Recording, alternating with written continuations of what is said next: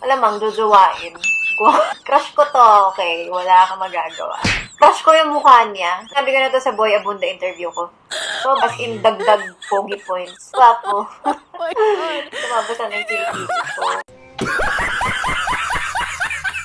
Pero natawa ang isang naaresto na kasama niyang bumabatak na tila malakas pa rin ang tama. Ako po, bihira lang po pag trip ko. Ba't ka masaya? Wala lang po. Yun lang po yung turo ng nanay ko. Kailangan happy. Happy nyo! Happy! To the beat! Gago! Ayun talaga!